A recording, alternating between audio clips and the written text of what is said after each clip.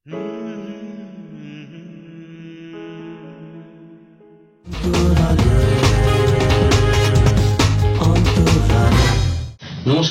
আজ আমরা আবার পেয়েছি বাবুলদাকে। আজকে জানবো কিছু অন্য জিনিস, সেটা হচ্ছে বাবুলদার সঙ্গে অন্যান্য যারা মিউজিশিয়ানরা বাবুলদা আপনার সঙ্গে কাজ করেছে ওখানে, তোমার সঙ্গে কাজের তোমার অভিজ্ঞতা আর কি। আমার সঙ্গে মেনলি পঞ্চমদার গ্রুপই বাজাতো, মানে ফ্র্যাঙ্কো, কেরসি লর্ড, বিশেষ করে টনি বাস। তো অন্য কোনো মিউজিশিয়ান মানে বড় আপনারা লাইভ রেকর্ডিং হতো তখন, ঠিক ছবি তো প্রচুর মিউজিশিয়ান থাকতো। মনোহরিদা অ্যারেঞ্জার ছিলেন, মিউজিশিয়ানও ছিলেন বাজাতে। তো টনি বাস সম্পর্কে দিয়েই আজকে আমরা শুরু করছি। তো যে তুমি যদি কিছু বলো টনি বাস সম্পর্কে, যদি কিছু বলো। টনি বাসের একটা কথা আমি বলতে পারি, পঞ্চমদা মরে যাওয়ার পর উনি বাজনা খুব কম করে দিয়েছিলেন, মানে বাজাতেন না। ঠিক ঠিক শুনেছি। তো যতীন ললিতের সঙ্গে মানে মেসেঞ্জারকে বলা ছিল যে অনলি যতীন ললিতের রেকর্ডিং হলে আমাকে ডাকবে, আর বলেছিল বাবুলদাকে গানা হোগা তো हमको बुलाना। এটা আমার বিরাট সৌভাগ্য যে উনি ইয়ে করেছিলেন, এই কথাটা বলেছিলেন। আমারও মিউজিশিয়ানদের সঙ্গে ভীষণ ভালো রিলেশন ছিল অ্যাকচুয়ালি, বিকজ আমি নিজে মিউজিশিয়ান ছিলাম, সেই জন্যই তো আজকে যার জন্য সব মিউজিশিয়ানরা আমাকে ভালোবাসে। পরিষ্কার তোমার গিটার বাজানো তো মানে তো আমরা তো জানি, গতবারে তো অল্প শুনেছি। গিটার আমি সেরকম ভালো কিছু বাজাতাম না, মানে ঠিক আছে বাজাতাম। একটা টাইমে যখন স্টেজ পেয়ে তখন রেগুলার প্র্যাকটিস ছিল, তখন তারপরে তো সেটিং করতে গিয়ে একটু মানে সামান্য গিটার বাজাতে হতো, মানে রিদিমটা করে গানটা হয়তো তোলাতাম বা কম্পোজ করতাম এরকম। তখনকার দিনে বেস গিটারের যে প্রাধান্য ছিল, বেস গিটারের যেটা যে বাজানো, যে বেস গিটারের যে একটা ইনস্ট্রুমেন্ট তাকে আলাদা করে একটা যে দেখানো বা আসতো, বেরিয়ে আসতো। পঞ্চমদা তো এটার মানে করেছিলেন 100%, সবাই জানে বা মানে যে ওটাকে আলাদা করে বার করে আনা, যে এটা একটা আলাদা ইনস্ট্রুমেন্ট যার কিনা অনেকটা গুরুত্ব আছে। তো এখনকার দিনে মনে হয় না যে এখনকার দিনে গানে সেই গতানুগতিক একটা প্যাটার্ন বেরিয়ে যাচ্ছে। কি বেস গিটার বলে না, সব ইনস্ট্রুমেন্ট, প্রথম কথা অ্যাকস্টিক ঢোল, ভায়োলিন্স, তার মধ্যে বেস গিটারও পড়ে। এই সমস্ত জিনিসই এখন কিবোর্ড থেকে করা হয়, তুমি আমার চেয়ে ভালো জানো। হ্যাঁ, তো সুতরাং এখন ইনস্ট্রুমেন্টের কোনো কদর নেই। যখন আমরা লাইভ রেকর্ডিং করতাম, আমি নিজে প্রচুর গান আর প্রচুর ব্যাকগ্রাউন্ড করেছি। আমি মিত মেহরবানকের ব্যাকগ্রাউন্ড করেছি, আমি মেহেন্দি ছবির ব্যাকগ্রাউন্ড করেছি। তো যখন আমরা লাইভ করতাম তখন আমাদের 100 থেকে 150 খানা মিউজিশিয়ান বাজতো একসঙ্গে, ঠিক আছে? 100-150 মানে বিরাট। আর গানে যদি কেউ বসে সারাদিনের, তার সারা মাসের তার একটা রোজগার। ব্যাপারটা কি হচ্ছে, মেহবুব স্টুডিও অথবা ফেমাস বা ফিল্ম সেন্টার, এই তিনটে স্টুডিওতে মেনলি গান করতে পারে। লক্ষ্মীকান্ত বলো আর আর.ডি. বর্মন বলো আর যাই বলো, সব বাপিদা বলো, সব মোটামুটি এই তিনটে স্টুডিওর মধ্যে আমাদের কাজ হতো। তো তাতে যা সেকশন ছিল, ভায়োলিন সেকশনে অন্তত 40 থেকে 50 জন গ্রুপ থাকতো, ঠিক আছে? ইলেকট্রনিক্স এরকম থাকতো, রিদিমে কমসে কম করে 10 থেকে 15 জন থাকতো, ফ্লুট টুটি গ্রুপ থাকতো 8 থেকে 10 জন, রিদিম গিটার থাকতো 8। তো এই হিসাব করলে তো মোটামুটি তোমার এমনি বেরিয়ে যাবে। তাছাড়া যেখানে কোরাস ফোরাস থাকতো আরো বেশি, বড় বড় হল। এখন তো হলই নেই। গতবার বলেছিল যে পঞ্চমদার ব্যাপারে কিছু বলবে, কারণ যাকে ছাড়া বাংলা গান, হিন্দি গান বা বলিউড ইন্ডাস্ট্রি মানে কানা বলা চলে, মানে একটা সেকশন তুমি বলেছো। যদি অন্যান্য মিউজিশিয়ানদের মানে মাথায় রেখেই আমি বলছি, ওনারা যেন ভাববেন না যে আমি একবার বলছি আর.ডি. বর্মনই শেষ কথা, আর কেউ নেই। না হলে যেন পঞ্চমদা অনেক কিছু শিখিয়েছে, বলে তো লাভ নেই। প্রচুর আমরা অনেক মিউজিকের প্রচুর নতুন নতুন জিনিস শিখেছি, ওটা তো বলে লাভ নেই। খালি নট রেডিও মানে সবকিছু অনেক কিছুই শিখেছি। পঞ্চমদার সঙ্গে আমার পার্সোনাল যে ব্যাপারটা সেটা আমি বলি। সেটা প্রথম আমি বম্বেতে গেছিলাম এই টার্গেট করে যে একদিকে হোটেলে বাজাতাম আর দিনের বেলা আমি পঞ্চমদার সঙ্গে বাজাতাম, যার জন্য আমি প্রচুর ফিল্ডিং করেছি। কিন্তু আলটিমেটলি পঞ্চমদার সঙ্গে আমার দেখাও হয়েছে, পঞ্চমদার সঙ্গে আমার কথাও হয়েছে, সবই হয়েছে, কিন্তু ওনার সিটিং আমি বাজাবার সুযোগ পাইনি। কিন্তু একটা জিনিস পেয়েছিলাম, পঞ্চমদার রেকর্ডিং এ লেখা থাকতো, যারা অ্যাটেন্ড করেছে তারা জানে, ভিজিটার্স আর নট অ্যালাউড বলে লেখা থাকতো, কারণ বাইরের মিউজিশিয়ান মানে লোক পছন্দ করতেন না রেকর্ডিং এ। কিন্তু আমাকে অ্যালাউ করেছে, ওনার সেক্রেটারি ছিল ভরত, তো ভরতকে বলা ছিল বাবুল কবি ভি আয়েগা উসকো আনে দেনা। যার জন্য আমার লাক এটা ভালো, আর আমাকে পার্সোনালিও খুব ভালোবাসতো।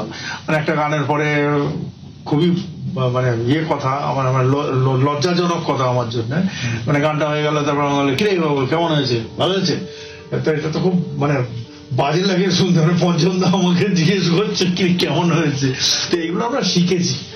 হ্যাঁ, যে খালি এমনি এমনিতে একটা লোক বড় হয় না, হ্যাঁ মনটাও বড় হতে হবে, অবশ্যই বড় না হলে অবশ্যই। তো পঞ্চমদা যখন মারা যায়, আমি কোন সাল আমার মনে নেই, পঞ্চমদা যে সালে মারা গেছেন, তখন আমি একটা ট্রিবিউট করেছিলাম, ভেনাস থেকে বেরিয়েছিল, ক্যাসেটটার নাম ছিল গুরুদেব, অনুপমা দেশপান্ডে। অনুপমা দেশপান্ডে কিনে 8টা গান ছিল, এবং সে গানগুলো সব লিখেছিলাম আমি, গেয়েছিলাম আমি, হ্যাঁ, এবং মিউজিকও আমার। তো ক্যাসেটটার নাম ছিল গুরুদেব, ওপরে পঞ্চমদার ছবি, ভেনাস থেকে রিলিজ হয়েছিল, এখনো ইউটিউবে পাওয়া যায়। আমার মনে একটা আশা ছিল, ইচ্ছা ছিল লতাজিকে দিয়ে কোনোদিন গান গাওয়াবো, গাওয়াতে পারিনি। এই কোয়েশ্চেন আমার ছিল যে তোমায় জিজ্ঞেস করা, যে তুমি তো প্রায় সবাইকে নিয়ে কাজ করেছো, খালি লতাজি বাদে, এটা একটা বাদে না, বাদে বলতে মানে এই যোগাযোগটা হয়। আসল কথা, আমি তো টি সিরিজের বেশি মানে শুরু করি, আমার ক্যারিয়ারটা শুরু করি টি সিরিজে। টি সিরিজে যখন শুরু করি, সবাই জানে টি সিরিজে তখন একছত্র অধিপত্য ছিল অনুরাধা পৌরোহিত, ঠিক আছে। তো সুতরাং এখানে আমি তো কোনো সুযোগই পাইনি। একবার সুযোগ পেয়েছিলাম, প্রডিউসার সেলিম একটা অ্যালবাম করছিল মাদার ইন্ডিয়া বলে, তো আমরা গানগুলো, রানী মল্লিক লিখেছিল হিন্দিতে, আমরা পুরো গানগুলো কম্পোজ করেছিলাম। করার পর আমি 4টে গান নিয়ে উষাজির হাতে দিয়েছিলাম, যে যদি লতাজি, আমাকে সেলিম ভাই বলেছিল যে ট্রাই কর যদি গায়। তো আমার এখনো মনে আছে, এটা আমি সারা জীবনে ভুলবো না। তো উষাজিকে আমি দিয়ে এসেছিলাম, তো তার ঠিক 2 দিন বাদে, হ্যাঁ, আমার ঘরে মানে তখন ফোন, তখন তো মোবাইল ফোন, ল্যান্ডফোনে ফোন এসেছিল। ফোনটা যখন আমি তুলেছিলাম, তখন আমি হ্যালো বলছে, হ্যালো মে লতা বল রহি হুঁ। কথাটা শোনার সঙ্গে সঙ্গে হাত থেকে আমার ফোনটা পড়ে গেছে, মানে আমি ধরতেই পারিনি, একটা একদম ফ্যাক্ট একেবারে। হ্যাঁ, আমি চিন্তাও করতে পারছি না। যাই হোক, কোনো মতে কাঁপা কাঁপা হাতে ধরেছিলাম, ধরে বলেছিলাম, তখন বলো বাবুল গানা বহুত আচ্ছা বানায়া তুম, লেকিন ये गाना अगर 10 साल पहले होता तो मैं মানে বলতে চাইছেন উনি যে এটা যদি আজ থেকে 10 বছর আগে হতো, আমি নিশ্চয়ই গেয়ে দিতাম। এখন আমার শরীরও এত ভালো নেই, আর অতগুলো গান আমি গাইতেও পারবো না, কারণ মাদার ইন্ডিয়া একটা পুরো অ্যালবাম ছিল, তাতে 8টা না 10টা গান ছিল। তো গানগুলো লেখা হয়ে গেছিল, রানী মল্লিক লিখেছিল, আমরা চেয়েছিলাম লতাজি। সালটা কোন সালটা হতে পারে? সাল বলতে গেলে এটা 88তে আমি মিউজিক শুরু করি, এটা কত হবে 92, 3, 4 এরকম ধরনের কোন একটা সময় হবে হয়তো, আমি ঠিক এক্স্যাক্টলি টাইমটা বলতে পারবো না। তো এই একটা ইয়ে রয়ে গেল কি আমি লতাজির গান করতে পারলাম না, তার আমি ট্রিবিউটটা করলাম, যার জন্য সাদাজিকে কারণ আশাজি আমার প্রচুর গান গিয়েছে। আশাজি আমার প্রথম ছবি মর্যাদা তখন থেকে গাইতে শুরু করেছেন, এবং লাস্ট, হ্যাঁ, আশাজির ব্যাপারে একটা কথা বলি। যখন মানে আমি অনেকদিন ধরে লেগেছিলাম যে দিদি একটা পুজোর গান যদি আপনি আমার একবার করেন, তো আমাকে একটা কথাই বলতো যে তুই কি কোনোদিন শুনেছিস যে পঞ্চম ছাড়া আমি কোনো পুজোর গান করেছি? না, তো শুনিনি। তা বলছে না, আমি পঞ্চম ছাড়া আমি কোনো গান করি না। তো হ্যাঁ, সেটাও ঠিক, ঠিক আছে, ফির কবি যদি ভগবান। তো একটা বাংলা ছবি 2টি ফুল বোধ হয় ছবিটা, 2টি মন এরম কিছু নয়, তার একটা গান ছিল শান আর আশাজি গাইছিল, তখন পঞ্চমদা মারা গেছে। তো আশাজি আর শান গাইছিল, তখন আশাজি দেখলাম মানে গানটা যখন হয়ে গেল, বাইরে আমাকে ডাকলো, বাবুল শোন, তুই আমাকে একবার বলেছিলি মনে আছে যে পুজোর গান করবি? আমি বললাম যে হ্যাঁ দিদি আমার মনে আছে। তো বললে এবার পুজোর গান কর, তুই আমার সঙ্গে কর বলে নিজে থেকেই বললেন যে তুই মহুয়ার সঙ্গে কথা বল, আশা অডিও। আশা অডিও থেকে বেরিয়েছিল মনে রেখো অ্যালবামটার নাম, তাতে একটা গান ছিল দিনগুলো বলা গেল না। কে লিখেছিলেন, কে গান লিখেছিল শ্যামল সেনগুপ্ত। হ্যাঁ, ও আগেও লিখেছে, লাল শাড়ি লাড়কি আমার সঙ্গে লিখেছে, এবং অনেকগুলো গান আমার সঙ্গে লিখেছে। আমরা ছোটবেলা মানে মুন্না মোহাম্মদ আজিজের অনেক গান লিখেছি, আমরা একসঙ্গে কাজ করছি। ও ছোটবেলার বন্ধু, অ্যাকচুয়ালি লিরিক্স রাইটার সম্পর্কটা পরে ও আমার বন্ধু। আমার একটা সৌভাগ্য বলবো এটাই যে আমি গৌরীপ্রসন্ন মজুমদার, মুকুল দত্ত, পুলক বন্দ্যোপাধ্যায়, তার পরের যুগে গৌতম সুস্মিত, প্রিয় চট্টোপাধ্যায়, শ্যামলের কেউ বাকি নেই, মানে মোটামুটি লাইন ধরে সবাই, এবং মানে প্রত্যেকে মানে বিখ্যাত বিখ্যাত প্রত্যেক।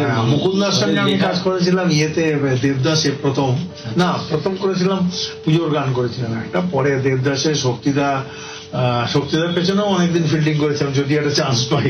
সেম জিনিস না, পঞ্চম ছাড়া তো আমি কাউকে নিয়ে করি না। পঞ্চম দা যখন মারা গেল তখন উনি দেবদাস বানিয়েছিলেন প্রসেনজিৎকে নিয়ে। তো তখন আমাকে মানে খবর পাঠিয়ে আমাকে ডেকেই পাঠিয়েছিল যে বাবুল তুমি এই গানটা তুমি করো। তো আমি দেবদাসের গানটা করেছিলাম এবং শক্তিদা খুবই প্লিজড হয়েছিলেন। এটাও আমার বিরাট সৌভাগ্য, কারণ এইসব লোকদের সঙ্গে মানে গল্প করতাম, ঘন্টার পর ঘন্টা গল্প করতাম, মানে গল্প শুনতাম। গানের সত্যি কথা বলতে গানের জানি তো লেখায়, এইসব লেখা যদি মনে না দাগ কাটে তো সব ওরা করতো। মুকুলদা লিখেছিলেন গানগুলো। এখন তোমার কিভাবে কাটে সারা? হ্যাঁ, এটা ভালো প্রশ্ন করেছো। সবচেয়ে আগে বলে দিই, আমি খুব সিম্পল লোক। আমি বোম্বেতে নামেই ছিলাম, কিন্তু বোম্বাইয়া কোনোদিনই হতে পারিনি ভাই। আমি একদম সিম্পল লাইফ লিড করি। সেই বাঙালিয়ানা তোমার মধ্যে এখনো আছে? বাঙালিয়ানা কিনা যায় না, আমি একদম সোজা যেরাম পাড়ায় বাজার করতাম, দোকান করতাম, রাস্তাঘাটে ঘুরি, বাস ট্রামে ঘুরি, আর আমার খুব ভালো লাগে। এটা সত্যি কথা বলতে কি, আমি জানি না এটা হয়তো লোকে অন্যভাবে নেবে, বাট আমি খুব এনজয় করি। আমি ট্রামে, বাসে, ভিড় ভাড়ে যাই, কোনো সময় আমার পাশে ধাক্কা মেরে লোকটা বললো ঠিক করে দাঁড়ানো, আমার খুব এনজয় করি, আমি কে বাত হয়। কিন্তু লোকটা জানে না আমি কে, হয়তো পরিচয় পেলে আপনি হয়তো বলবে, কিন্তু ওটা আমার তো দরকার নেই। হ্যাঁ, তো আমি কেন বলছি, আমি গৌরীপ্রসন্ন মজুমদারকে খুব কাছ থেকে দেখেছি, আমি পঞ্চমদাকে খুব কাছ থেকে দেখেছি। এদের আমি দেখেছি এরা নিজের জীবনে বাস করে, এরা দুনিয়ায় কাউকে চেনে না। ও আলাদা একটা জীবন আছে, সেই রাস্তায় ওঠে, সেই রকম খায়, সেই রকম যায়, সেই রকম যায়। আমি একদম ঠিক সেইভাবে যাই। আমি কাউকে কোনোদিন কপি করিনি, করি না। তোমার দরকার, তোমার তো গানের মধ্যে তো সে আমরা দেখি স্বতন্ত্রতা আছে বলে আমি আপন মনে থাকি। সত্যি কথা বলছি, এখনো আমার একটা সবচেয়ে বড় প্রুফ আমি তোমায় দিতে পারি। আজকে স্মার্টফোনের জোরে এইটুকুনি তো ক্ষমতা আছে, একটা ফোন তো আমি কিনতেই পারি। আমাকে অনেকে বলেছে গিফট দেবে, বলেছি না, আমার একটা এইটুকুনি ফোন আছে, আর ওই ফোনটার মধ্যে গান আছে, প্রচুর গান রেকর্ড করা আছে, পুরনো রফি, কিশোর, মুকেশ, লতাজি, আশাজি, সব পুরনো গান। ওটা না চললে না আমি দুপুরে আমি শোবো, না আমার রাত্রেবেলা ঘুম হবে। হ্যাঁ, সেটা আমার বাড়ির লোককে জিজ্ঞেস করলেই বুঝতে পারবে। আমি কানের কাছে নিয়ে ওটাতে পুরোনো গান আমার চলবে, আমি ওইটা শুতে আমার ঘুম এসে যায়, আমি বন্ধ করি। এটা আজকে বলে না, এটা আমার বহু বছর ধরে চলছে। মানে আমার জীবন রেডিও দিয়ে শুরু হয়েছিল, আজও রেডিও দিয়ে চলছে, যতদিন বেঁচে থাকবো, এটা আমি জানি। তারপরে বাকি ভগবান জানে কি লেখা। নতুন গান নিয়ে লিখছি। হ্যাঁ, নতুন গান নিয়ে যখন কাজ আসে নিশ্চয়ই করি। এক্ষুনি আমি 2টো গান করবো, একজনের 2টো গান প্রাইভেট, এই যেরকম এখন তো ইউটিউবে রিলিজ হয়, তাহলে অ্যারেঞ্জমেন্ট পাচ্ছি বলছি। হ্যাঁ, করতেই পারবো। এইগুলো ডিপেন্ড করে তো পার্টির উপর, সবই তো জানো। আমার হাতে তো এখন তো সেই জিনিস নেই যে মিউজিক ডাইরেক্টর বলবে আমি একে নেবো, গান গাইবে। এবার যে গান গায়, সবচেয়ে মজার গল্প হচ্ছে এইটাই যে যারা এখন গান গায় পয়সা খরচা করে, সে কিন্তু লিরিক্স রাইটার নিজেই, সে নিজেই মিউজিক ডাইরেক্টর। কেন আমাকে নিল আমি নিজেও জানি না। তারপরে সে নিজে রেকর্ডিং করতে পারে, মানে সবই জানে, সব জানে। আজকাল যারা যে গান গায়, ছেলে হোক মেয়ে হোক, আমি দেখি মানে প্রচুর কমেন্ট মিউজিকের উপর, মানে তারা সবকিছু জেনে গেছে। একদম মানে সব শেষ করে ফেলেছে মিউজিক টিউজিকে। তো এখন আমরা কি করবো, আমরা ওদের ফলো করে, ওরা কিরম বলে, আচ্ছা ঠিক আছে আপনার এটা পছন্দ, ঠিক আছে করে দিচ্ছি। এইভাবে মানে দেখো টাইম পাস করলে তো গান বাজনা ছাড়া আর তো কিছু জানি না। ঠিক কথা। হ্যাঁ, দ্বিতীয় কোনো কাজ আমাকে যদি এখন মুদির দোকানে বসিয়ে দাও বা অন্য জায়গায় কাজ করতে বলে আমি পারবো না। না, হবে না, করিনি, আসবে না, আসবে না। আমি ওইটুকুনি শিখেছি, ওইটুকুনি জীবন আমার, আর ওইটা দিয়েই করে খাই। তো আমি আর এর বাইরে কি করবো? যাই হোক, তোমার আগামী দিন সঙ্গীতেই কাটুক, আরো সুন্দর, আরো ভালো ভালো তুমি গান আমাদের জন্য শোনাও, আমরা অপেক্ষায় থাকবো। আজ শেষ হলো আজকের পর্ব, এই দিয়ে শেষ হলো। অনেক ধন্যবাদ তোমাকে এখানে আবার আসার জন্য। থ্যাংক ইউ, ধন্যবাদ সবাই।